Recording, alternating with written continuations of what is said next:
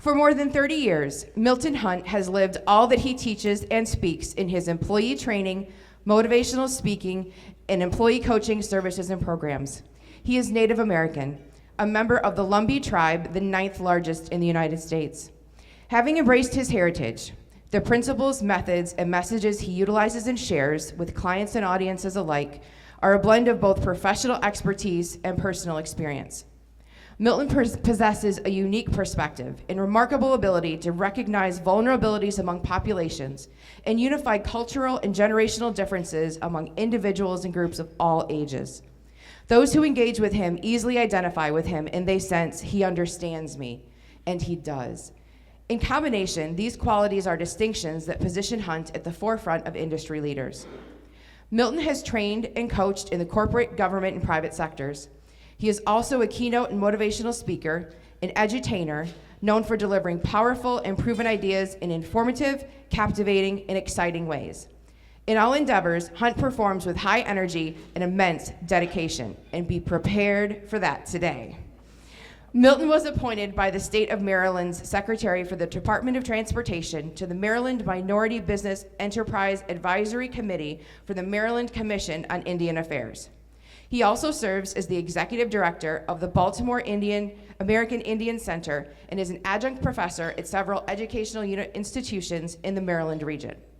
In addition to his many community and civic awards, Milton was awarded the Minority Business Enterprise Advocate of the Year and was featured on the Top 40 Under 40 by the Baltimore Business Journal.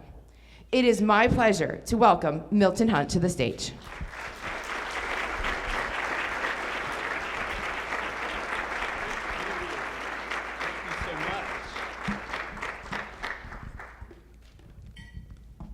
Good morning. How's everybody doing? Good. Are you excited to be here? Come on, we can do better than that. Are you excited to be here? I should start by telling you we have an action-packed day planned for you. And if you're here today as a nonprofit leader, and maybe, just maybe, you struggled to get here. How many of you know what I'm talking about? You don't want to raise your hand, but the two people in the back did. Thank you very much. You left today going, I got so much to do, I don't want to go. Anybody? I'm so glad that you took a pause to come by today. Because this, to me, it's important that we support the nonprofit community. And Visions certainly cares, and I'm going to share with you a little bit in just a minute, but I want to tell you, we should give Mandy a round of applause for her work that she's done in marketing and Visions. We're so honored to have her on the team. Did you hear that address she gave? Like, I was thinking, why don't they let her do the keynote? Where's my guy Tim? Is Tim in the room? There he is. Stand up, Tim. Come on, everybody make a lot of noise for Tim. Awesome. I believe Micah is here. Micah, where you at? Micah? No? He's outside working? Good. Sarah? Where's Sarah? Sarah, where you at? Hey, Sarah, stand up. Come on, Sarah, stand up. Hey, guys, I'm acknowledging some of the people that are responsible for bringing this to fruition. And I'd be remiss if I didn't thank Christina, who has been working with me over the last couple years to make sure this happened. Christina, I appreciate you so much and all that you do. And I just want to give you guys a snapshot of Christina. That flower does not go there. That flower goes right over here. That sign should not be turned that way. Turn it back to a 95-degree angle. How many of you understand what I'm trying to say? But you got to have somebody like that to make this type of thing work. Emily, where's Emily? Emily's another one of my good friends here. And Gustavo, where's Gustavo's here today? These people are probably outside working. And finally, Megan, I met some great people. How many were at the reception last night? The reception? Was that amazing? Huh? Let me tell you about some people that I met. I believe as a speaker, what you should do is try to learn the audience. Learn a little bit about the people that you're going to have an opportunity to share with. So I met Bryce and Brandy. Bryce, Brandy, raise your hand if you're in the room. Bryce and Brandy. There they are in the back. Now they're with Noma Community Center. And after talking with them, you're going to hear a common theme that I share with you that all of our guests, our nonprofit office executive directors and officers that are here share with. Where's Nikki? Nikki Post? Nikki, there's Nikki. Hey, Nikki. Oh man, Nikki brought a fan club. Nikki's with Resources in the Community. It's Endicott, correct? Yeah, and she's going to tell you about herself. But I thought, what better way than to have someone actually tell you what it is they would like to gain from today's event. So I met the perfect guy. Say perfect guy. Say perfect guy. Perfect guy. Jim, would you stand up, please? Jim's with the Impact Project. Now, there's Jim in the back. And Jim said to me, you ready? Jim, this is what Jim said. We're going to pass this mic over to Jim. There you go.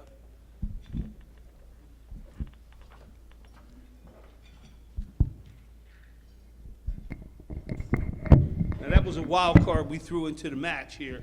I can see Christine looking at me going, that was not in the script, Milton. But I got to tell you, when I talked with Jim last night, it embodied my talk. And I was like going, oh my goodness, this guy, like I couldn't have met a more perfect guy. So I began to ask the Jim, what would you like to take out of tomorrow's session? At the end of the day, 3, 4 o'clock, when we walk out the door, what would you like to take away? And it was a common theme among everyone I talked to. So Jim, I need you to take just a few seconds now because we got to be out of here by about 12:45. So Jim, please share with us kind of your title, what you do. Tell us a little bit briefly about the nonprofit, and what would you like to take out of today's session when we leave? Now listen to this, guys. Thanks, Milton. My name's Jim Willard. I'm the director of the Impact Project up in Greene, New York, and we've been around for over 20 years. And our organization does major home repairs for low-income and mid-income families in the southern tier. So Milton came to our table last night and he asked me what it is that I want to get out of this thing. And I really have only one thing that I really want to get. It is my hope and my prayer that we as an organization, I can today find one entity, one person that we can collaborate with today, starting today, to help more people. That is my goal. It is that simple. Give him a round of applause for that. Awesome. You see no more wild cards. That was it. All right. Trusting you. Yeah. Well, so it's kind of interesting that he said there's one thing. What did he say he wanted to get? What did he say? Does anyone remember? So what did he say he wanted? Partnership. Collaboration, partnership. How many people in the room want collaboration and partnership? Would you raise your hand? Like, could you put it up like this, like so we know exactly who you are, like to get excited? Very good. Very good. And so that I hope today, as we share this keynote address around shared visions, empowering nonprofit leaders to dream, to do, and to deliver. When we began to think about the title and when the audience that we would present to, we knew that some of you are going to feel like, man, is it worth it?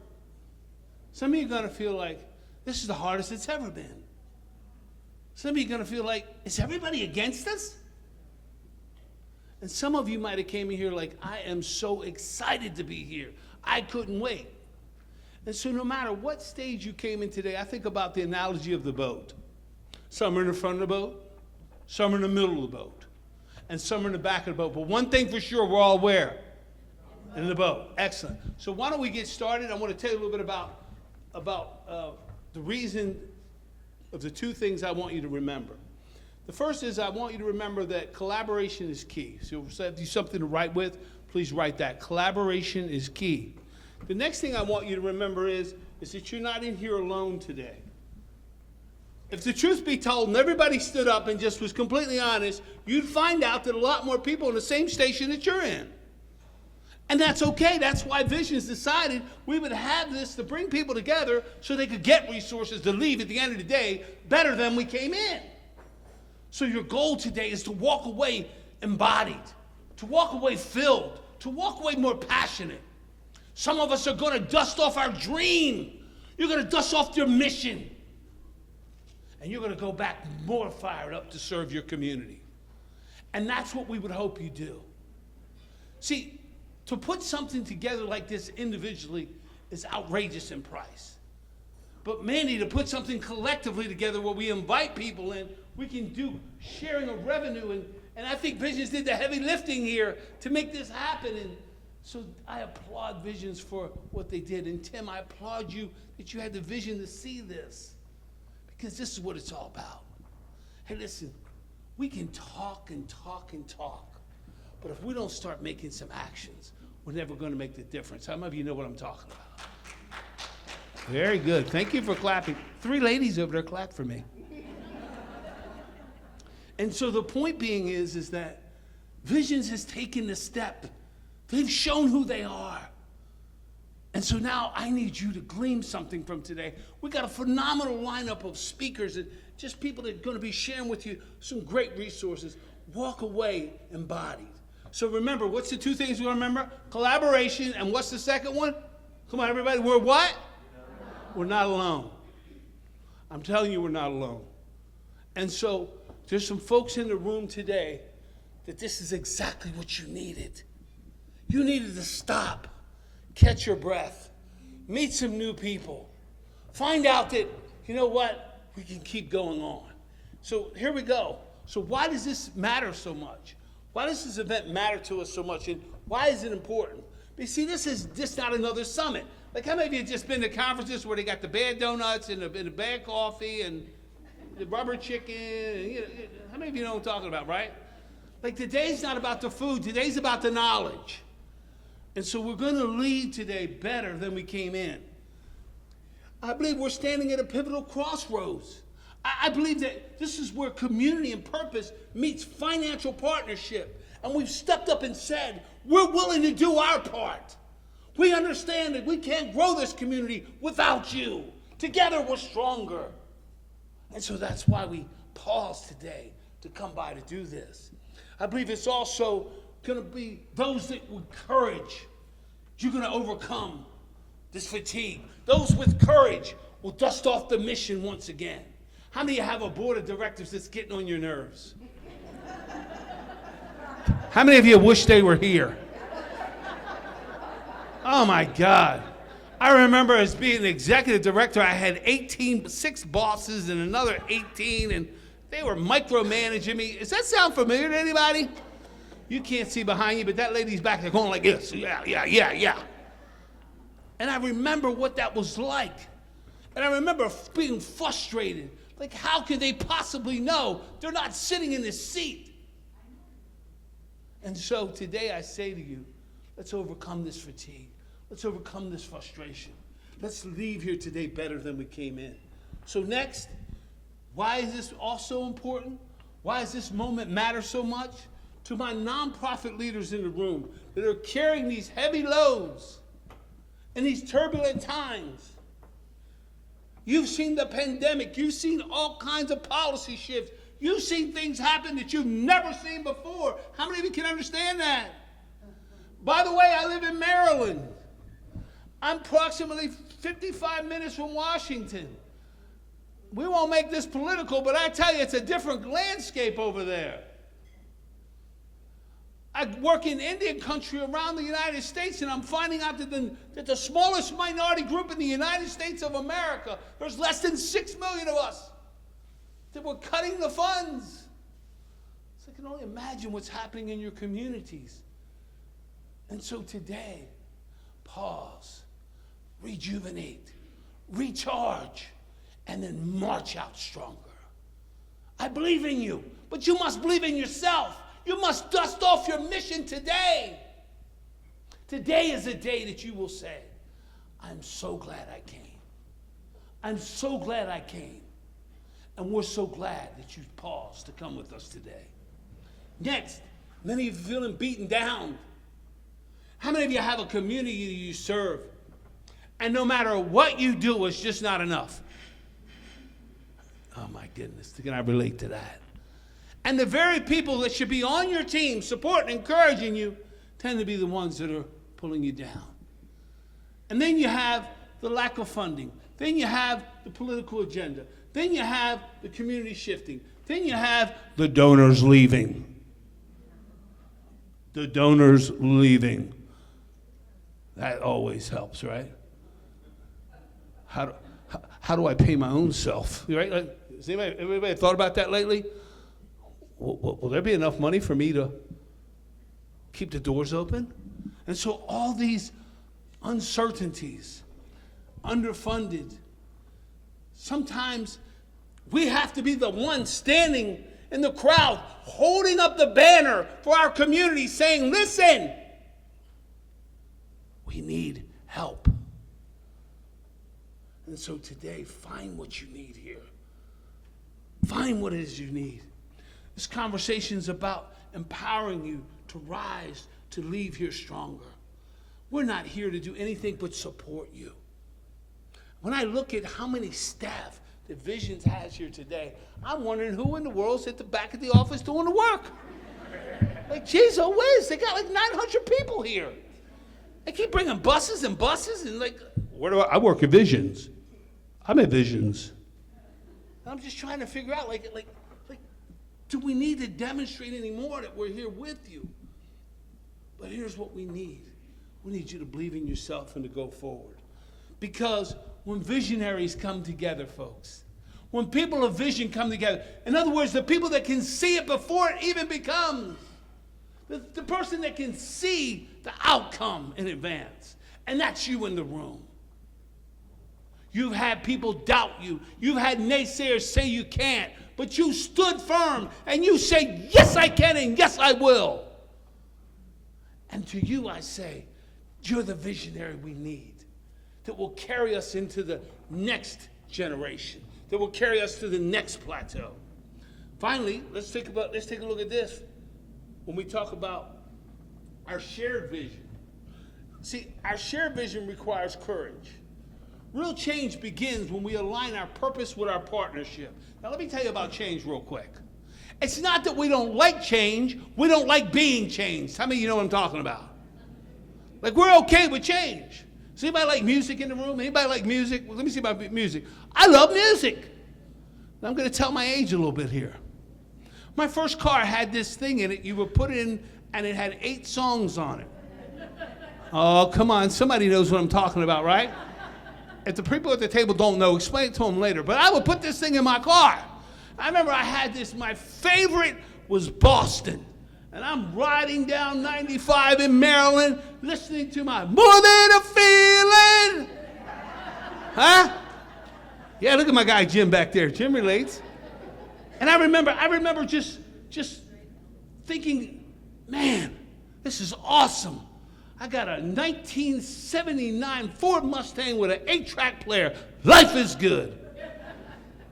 But I left the 8-track on the dash of the car in the sun. Does anybody know what happened? You plugged it in and it sounded like this. Wah, wah, wah, wah. But I saved my money. I worked real hard and I got another car because I love music. So when music in my life, I wanted it, so I now have a car that had an A and a B thing you put in. It's about this square. Does anybody know what I'm talking about? Then I kept going, and I said, you know what? I want this new car, and I have no idea. It's got these round things that are in the trunk, and you can put them in there. They're like little disc-type things. I don't know. But I love music, so I was okay with that change. The next car, the car I drove here in, I don't even know where the music comes from. I just go, Alexa, play. And so as you can see, when it's change that we like, we embrace it. But when it's change we struggle with, oh my goodness. So the only thing constant in life is change. You should be looking forward to the change because it makes us stronger, it makes us better. Look at the next point. Community-based visionaries and financial institutions must walk hand in hand. Like, we need each other. And I hope and I pray that you're calling on your financial institutions outside of Visions in the communities you're at, reminding them that we're stronger together.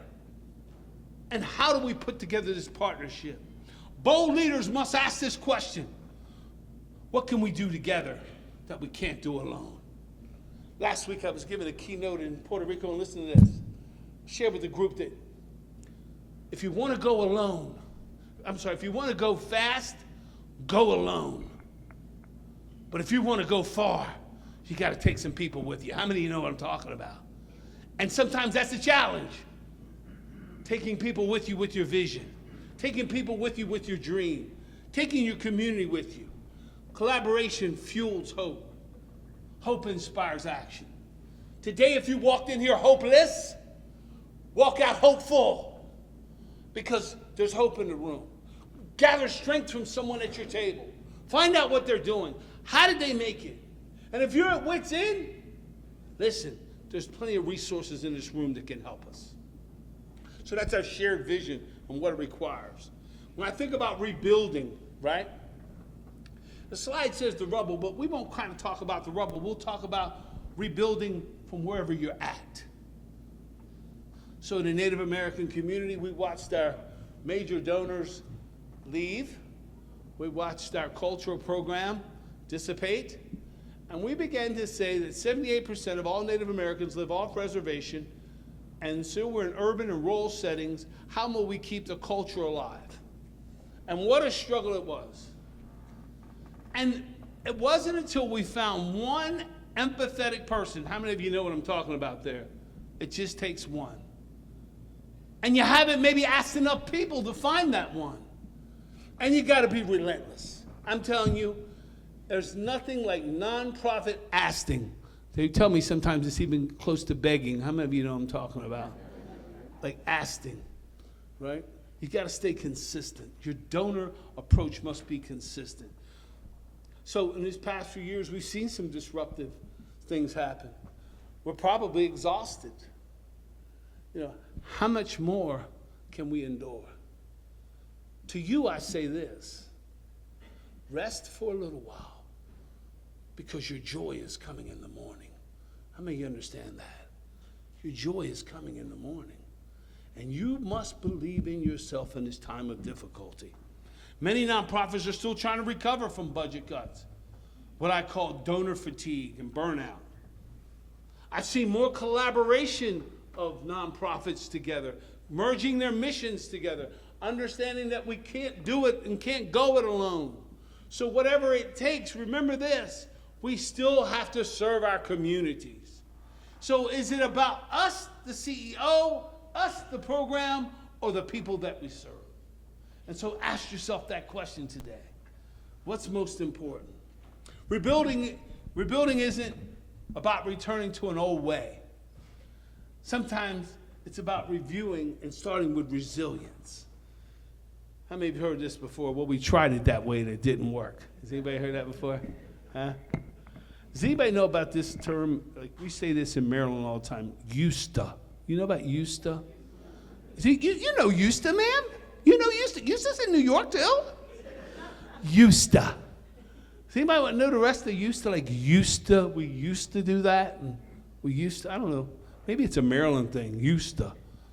And so I want you to be encouraged today to know that we'll find some new ways. But here's where it starts. I need you to get a legal pad. And I need you to write down why you're doing what you do.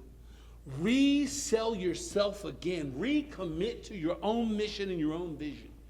Ask yourself the most important question of the day. Why am I doing this? And once you can answer the why, you'll march with purpose. But if there's any uncertainty, you have to be careful. The minefields will trip you up along the way. So I believe in you there, and I know you will figure out how we move forward with strength, with courage, with resiliency. You know, when I think about people that are resilient, I think about people that are overcoming. I think about people that are thrivers. They go from a survivor mentality to a thriving mentality. How many of you know what I'm talking about? These are people that I won't say we don't take no for an answer, but no to us means not yet. And we're persistent, politely persistent. And we have to remember this. If today the goal was to learn one thing, what would that be at this conference? We must build stronger now. We must come back smarter. We must think about inclusion now. We must think about maybe the group across the way, maybe the group downtown. Maybe we're going to collaborate more. I know in the Native American community, and I'll just speak for my community, we don't like partnering. Because we believe we're the only person that does it. We believe we have the market covered on good ideas. I'm just talking about my community, not yours. We believe we've got the market covered on good ideas. We believe that nobody does culture the way we do. And that's so far from the truth, and we had to come to realize there's other people doing culture, there's other people teaching dance and drumming and all the folklore that we might partner with. And so I asked you this question. Who is it that you've been thinking about that you know you need to approach for a partnership? Who is it? What's stopping you from reaching out to them? Is it hearing no? What is stopping you? Because your resilience is about the mission we serve and the people, not necessarily us and our agenda. Let's look at the next one. When we talk about beaten down. Talk about being beat, whoop, that's this side. Being beat down. I gotta be honest. It's been hard. Matter of fact, ever since the pandemic, it's been different. How many of you know what I'm talking about? Yeah, it's been kind of different. I've watched the workforce change. I've seen people now go work from home, and I've seen people not be as engaged, and I've seen organizations close up, and I've just seen a lot of change, it seems like, since the pandemic. And what I'm wondering is those that will remain, those that have weathered this storm, how much more stronger they will come out on the other side, how much more they will be able to impact because they stood the test of time. Man, I gotta tell you, it almost took a lot of people out financially in business, but it looks like you remained. It looks like you stood firm. It looks like your mission weathered the storm. So now it's time for us to think about this. What will we go on and do after the pandemic? What will the legacy be? What will they say about us? What will we be known for? Your scars are proof that you survived. Some of you, man, I'm telling you, you're glad to be here. You licked your wounds all the way here. And there's nothing wrong with that. Sometimes I have to just stop and tell myself, it's okay. You can make it. How many of you know you have to be an encourager to your own self sometimes? I find that the leader is the one sometimes that we're on call all the time for everybody else. We have to be there for everybody else. When the phone rings, we have to jump and serve everybody else. But who's serving us? Visions is. That's why we pause today to have this for you. Please take something away of value. Please take something away that will be life-changing, game-changing for you. And to you that are here today, that are presenting, I want you to leave empty. I want you to give them all you got because they deserve it.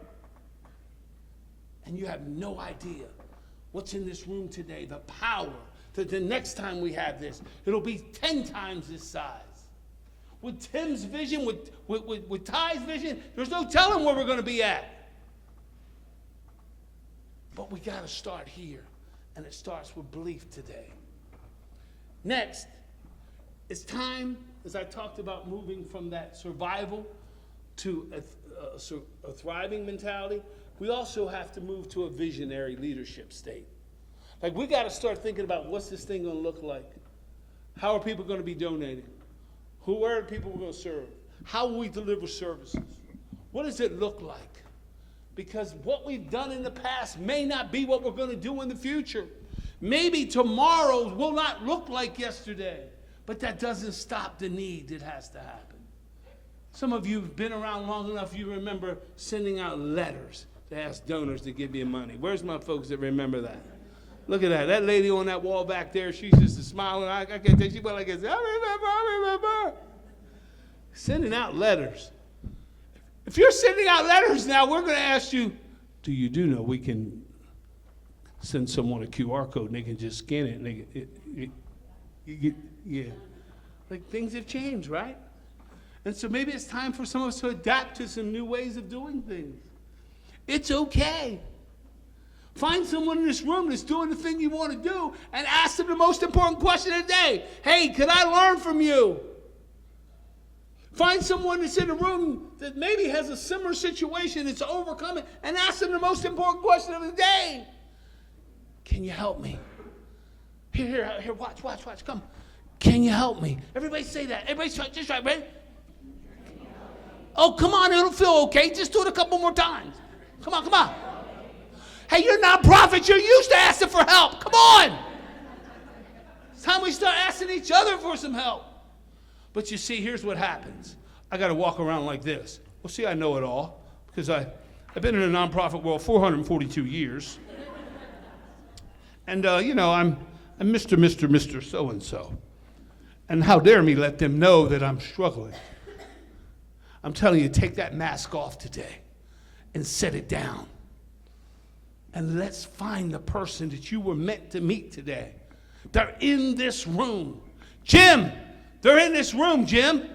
The person, your next collaborator, is in this room. Jim, your job is to find them before you leave. Can I count on you, Jim? Jim, can I count on you? Jim gave me the same answer twice. Yep. I tried to get a little bit more out of Jim there. I really did. Love you, Jim. So we got to turn to a visionary state. We got to start thinking about what is it going to look like? How will we be doing this thing? I love this. I love this next point. Strength is grown from the struggle. I'm feeling, Mandy, like I need to tell the story.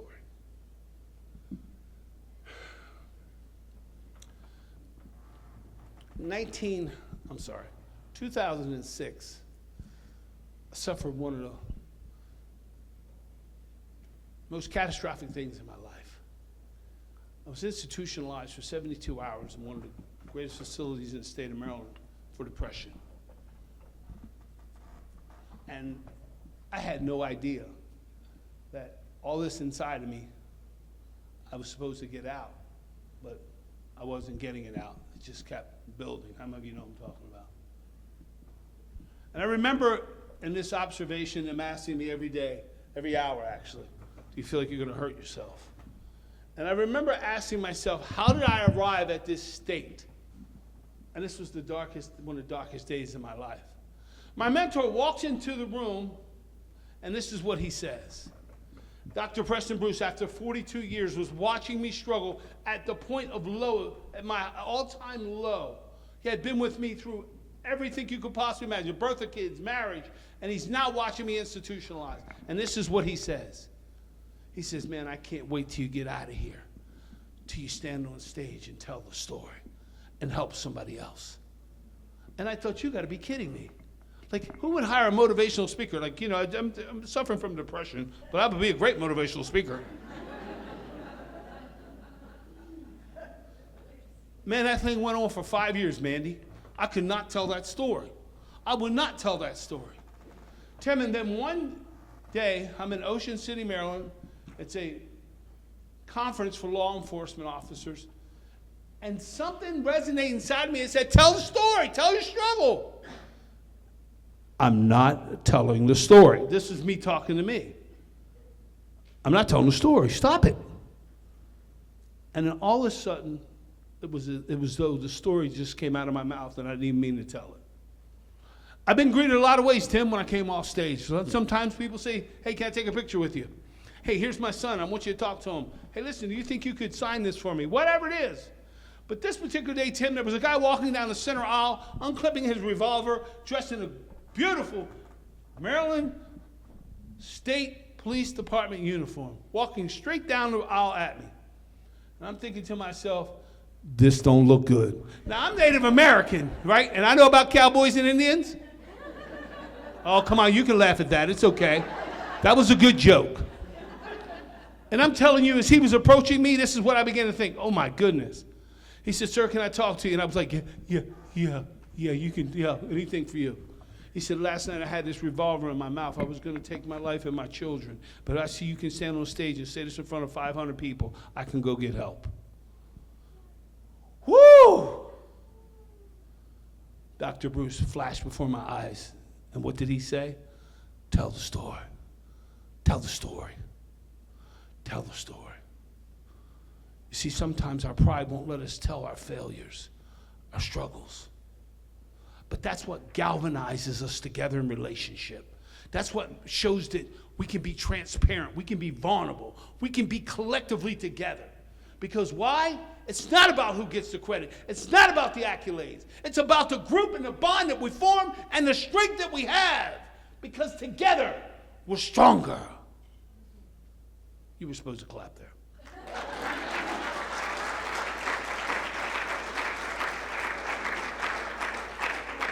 This is my first day, so don't judge me too hard. And so my point being is that you can go through some struggles. Will you internalize them or will you grow from them? So strength is born from the struggle because your mission deserves you to rise again. And some of you have risen over and over, and you've reinvented yourself, and you've pivoted, and all those terms that we use.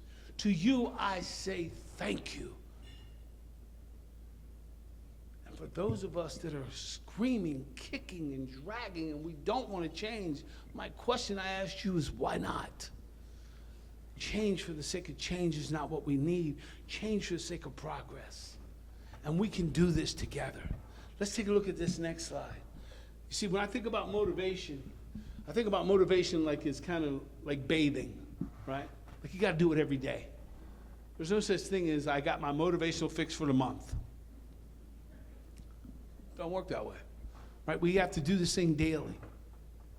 And watch this. Dr. Bruce said, what goes in here, watch this, watch, comes out here. But what goes in here just might change this right here. And he was an advocate and a big believer that I should put the right things in me so the right things would come out. And I still live by that principle today, and as I mentor people around the country, I tell them, your mind and the way you think is your greatest asset. Let me prove something to you. Watch this. You're going to love this exercise. When life gives you lemons, what should you do? Come on, make lemonade, right? That's the most ridiculous thing you could do in your whole life. Watch. Dr. Bruce said, when life gives you lemons, never drink the juice. You weren't made for bitter juice. That should not be your default to drink bitter juice. I don't care how much sugar you put in it. It's still bitter juice. When life gives you lemons, examine the garden of your life and ask yourself the most important question. Why is my garden producing lemons to begin with? What have I done that's causing the lemon seed to grow a lemon? And if it's something I can change, I stop it immediately, because my behavior cannot be my greatest deterrent of my success. If I can't change it, I still don't drink the lemon juice. I take the lemon and I take the seed out of the lemon and I plant it and I grow an orchard and I give away lemons. I sell lemons, but I don't drink the juice. Because I weren't meant to drink lemon juice. I was meant to drink nectar and honey and greatness. And that can't be your default. You weren't meant to serve people, but now it's time for you to realize how valuable you are in your service. You were supposed to clap there. And that's who you are. So this motivation now has become a daily thing. It's something that you will do every day. It's something that you will do to keep yourself engaged. How many of you work with some staff and it sounds like this? Watch. You come in every day and you say, how you doing? And this is what they do. Hanging in there. Hanging in there? Well, I hope you're holding on tight. You only got 40 more years to do this. Oh my goodness. They answer the phone like this. Nonprofit. How can I help you today? Like I could have been our next large donor. Does anybody understand what I'm trying to say here? Is it just me? Where's the mentality gone? And I'm not going to talk about millennials and ex-gens. I'm not going to do that because I want to remind you, somebody raised those kids and they could have been ours. So what's the true motivation here? Is the motivation of plaques on the wall? It's the motivation of recognition. I'm telling you, if you're signed up for recognition in the nonprofit world, you might be waiting a while. How many of you know what I'm talking about? They just don't run down and make a sign of you. What's your motivation? What's your why? What's your reason? That's got to burn. Mine's real simple. And I'll encourage you to do this. Dr. Bruce had me do this 35 years ago, and it changed my life. He said, please, write a personal mission statement as to who you are. So when times get tough, you will read the mission statement to remind you of your struggle, remind you of your calling, of your purpose. And so here's my personal mission statement that I have to read at least once a day. Or I cite it to myself at least once a day. Here it is. My goal in life is to leave the world a better place as a result of my being. The positive impact upon the thousands of people's lives that I will encounter while on this earth. And to leave a legacy and a platform that my loved ones and my family can build upon to leave people better than they found them. Because what else is life all about? You're catching on. I need to give you something. You're catching on. It's good. And so, what's the motivation? What's the reason why? See, motivation is not this hype thing, right? Like we come in and they put a song on, and everybody goes, yeah, yeah! That's not what motivation is. Motivation is something inside of you that drives you. It's something that won't let me rest. Listen to me. Your purpose is chasing you. Stop running from it. Your purpose is chasing you. Stop running from it. It's time to surrender and give it your all, because that's what it deserves. You're not just running an organization. You're leading a movement. I often ask myself this question. Where would I be on this day in my life had Dr. Bruce not came past my life in October of 1976?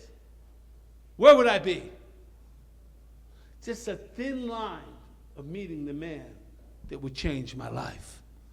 And today I say to you, you're one person away from changing your entire life, your organization, your trajectory, your cause. But you gotta stay in there. You gotta get up one more day and get in the arena. You gotta get up one more day and answer the call. How many of you, sometimes I just don't feel like it? Come on, be honest. That's the day you gotta go, because that's the day greatness is waiting on you. How many of you, sometimes you want to call out slick? Oh, you didn't get that one? They don't have that here in New York? Call out slick. It goes like this. I'm not going to be able to make it today. You would never do that. You have to be there.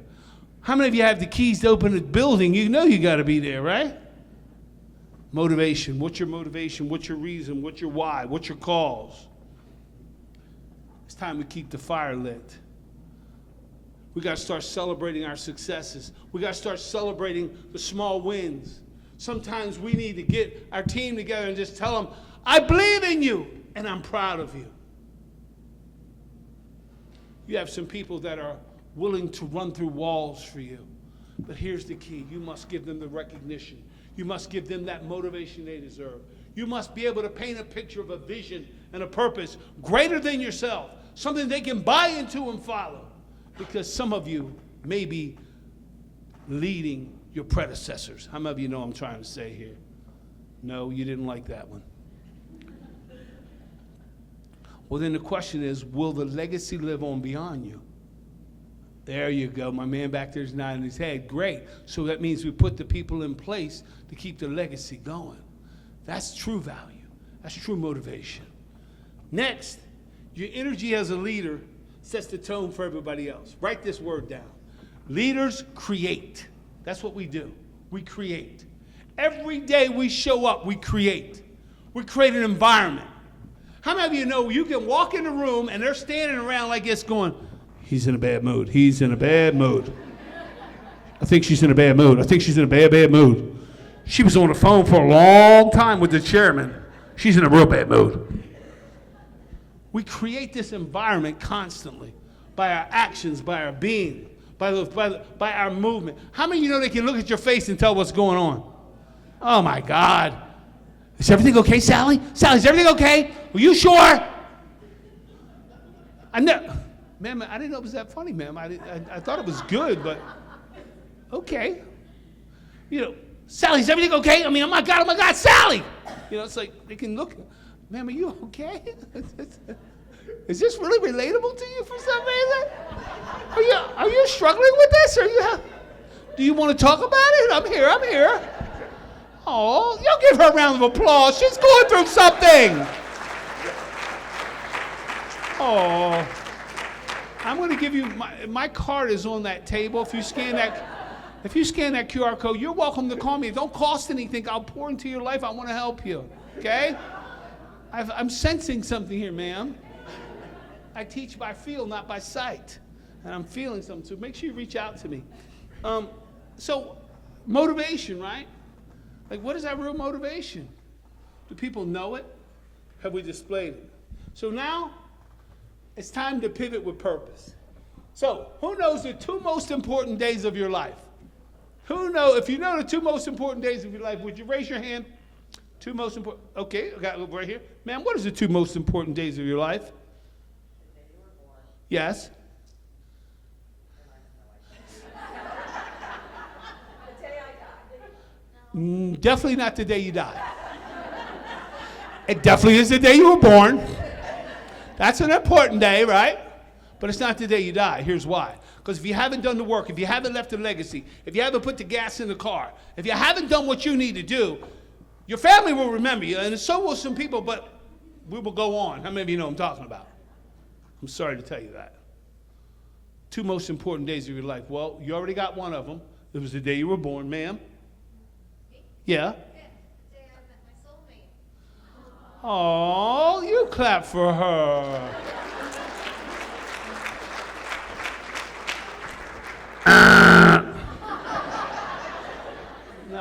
No. 2 most important days of your life, write these down. The day you were born and the day you discover why you were born, so you can get on with fulfilling your purpose. See, purpose is something that you were destined to do. So few people figure out their purpose. They don't understand what their real true why is, why they do what they do, but you do. And when you discover that, you live a much more fulfilled life. You go from being a wandering generality to a meaningful specific. So it's time to pivot with purpose. The landscape has changed, the funding has changed, the policies have changed, the community's needs have changed. We watched the entire Native American community move out of Baltimore City into the surrounding suburbs, and we're like going, it was like easy to find them when they were just in a 6-block area. So we recognized times have changed. We recognized we had to introduce some social media. Where's my friend Megan? Is she in the room? She's like, I can't wait to talk to her about social media. She was blowing me away last night. Next, we gotta remember pivoting doesn't mean giving up. We're not surrendering. You're just adapting. You're finding some new ways to do some new things. You gotta ask yourself this question. What needs to shift? What do we need to move from and move to? In other words, as Dr. Bruce would say, what do we need to set down that we've been carrying too long? Is it some ways of thinking? Is it some behaviors? Is it some patterns? For me, it was I had to dominate my thought process with positive. I had to dominate my thought process with I coulds instead of I can't. I had to dominate my thought process with possibilities, not with limitations. We align our mission with today's realities, not with yesterday's assumptions. You see, here's the other thing Dr. Bruce would share with me. And Christina, when he would say this, I literally would cringe. He'd come to my office and he'd look at all those accolades that you heard Mandy reading about me. And he would look on my wall, and this is what he would say. He'd say, I think you're allowing the press clippings of the past to keep you from what lies ahead in your future. He said it's time for you to set some things down and move to where you need to be. There's some new lands to discover, he would say. So that's how we pivot. That's how we pivot, folks. That's what we do differently. I want to move now to this next slide.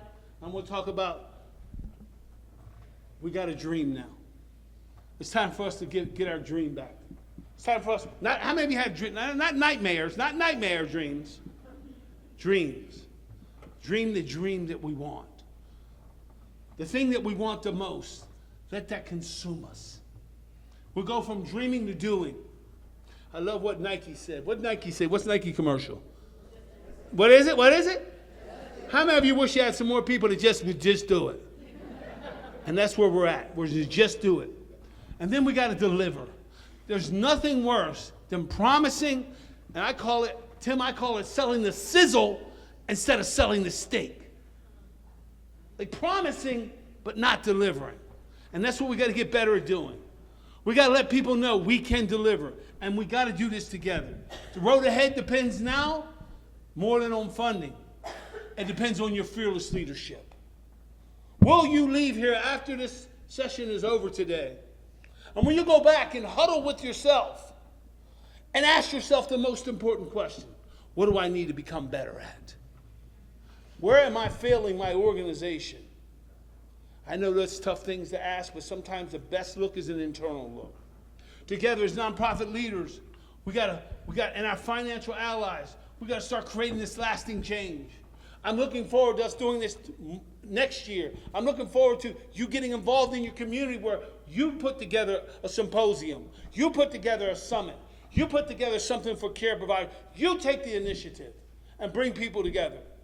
Matter of fact, Jim, I'll give you an idea. After today, you should try to figure out who's in the same nonprofit space you're at and figure out how you guys can collectively do something together. There's got to be a way. Van sharing, revenue sharing, service sharing, whatever that looks like. We just got to think creatively. Let this summit remind you that it's time to reset, rise, and reignite the mission. You got to reignite the mission. I'm a huge Mission Impossible fan. Who knows? Anybody like Mission Impossible? Thank you for raising your hand. You like Tom Cruise, don't you? I can tell.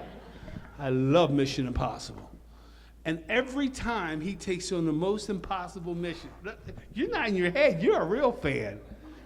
She's a real fan. I need to give you my card. And so watch, it's not Mission Impossible with us. It's Mission Possible. Mission Possible today. But you got to remember, the lasting change starts with your dominant thought and the way you think. Your community is counting on you. Your community is counting on you. They need you now more than ever. So my winding down slide. You ready? I said all that to build up to get here. So the program's VisionsCares, right? VisionsCares, is that right? Is that what it is? So here's where I want you to know. Over 100 nonprofits in this room, probably a little bit more. And we put over $1 million in funding in communities. So we clearly want to partner with you. We clearly want to be here for you. But what we recognize is we now need you to go and grow. Go and grow. Say, go and grow. Come on, you do better than that. Say, go and grow. Come on, say, go and grow. Yes. Because if we come back next year and we look exactly the same, the question would be is, you ready? How did we fail you by not bringing the resources to you that you needed to learn and to grow? I want you to have a dynamic day. We got some powerful speakers on the agenda. We got some powerful information to share. I leave you with the last thought. My name is Milton Hunt, and if you're ever on LinkedIn and you want to connect, I think last year we posted about 1,000 times over the course of a year. We're roughly about 1 million impressions a year, and that's because we believe in the platform as a great way to reach people. Scan the QR code. I'm 3 minutes over. You never should be over. And then finally, if you want to be on YouTube, well, I think they shut me off. I wouldn't blame them. I'd shut me off too. Anyway, I'll stop. Go to my YouTube channel. Hey, listen, round of applause for Visions for putting on a phenomenal day. We are done. Thank you so much.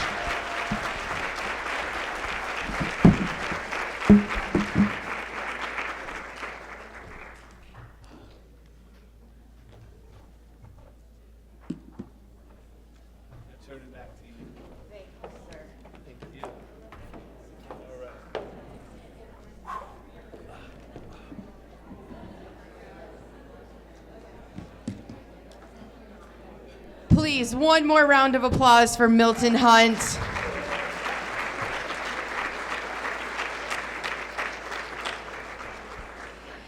His message is a powerful reminder of why we're all here today.